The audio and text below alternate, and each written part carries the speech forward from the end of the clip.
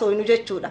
Samboda conclusionii keenya duraa goonee finnee share godhuu danda'uudha qabnaa jechuudha. Emotional taanee finnee hogguu dubbannu kaan duubarraan dhufee kun akkanaa miti. Kun akkana gizee maaltu ta'a wal jeequu wal daranuu wal loluu fi waan deemaa jiruu fi reefka uummata keenyaa dagachuutti dabaraa jirra.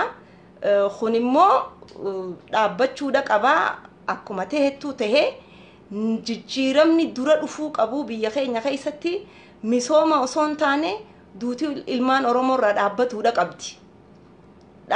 qabdi. Maaliif namni dhumaa jiru kun gariin ka already waan qabuun misooma isaa gaggeeffatee ooyiruu isaarra jiru fa'a mana ijaarratee mana keessa jiru faadha ijoollee keessaa diiganii irraa gubanii ajjeesaa jiran. Misoomni lafa dhaabbatee osoo gubataa jiru misooma maal kabiraatti deemna.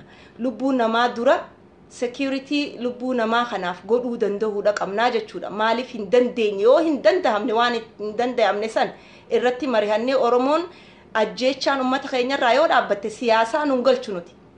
Hangama kiyyaan waan siyaasatti na galchuun qabu garuu waan lubbuu namaa tabahaa jirtu tun hogguu asirraa laallu na yaachisaa jechuudha. Namni ajjeechaan nama keenyarraa dhaabbatuudha qabdi.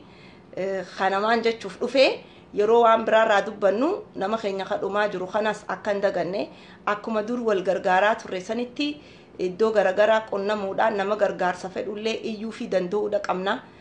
Miidiyaan yoo callisee nuti callisuu hin qabnu hanga humna teessanitti namoota kana gargaaruu danda'uudha qabnaa jechuu kiyyaan kanaan dubbachuuf dhufee maaliif haguma asirra baanee waan takka waliin dubbannuuf namoonni dhuunfaan biyyarraa istee namni rakkoo keessa jiru maal nama qunnamu hedduudha yeroo takka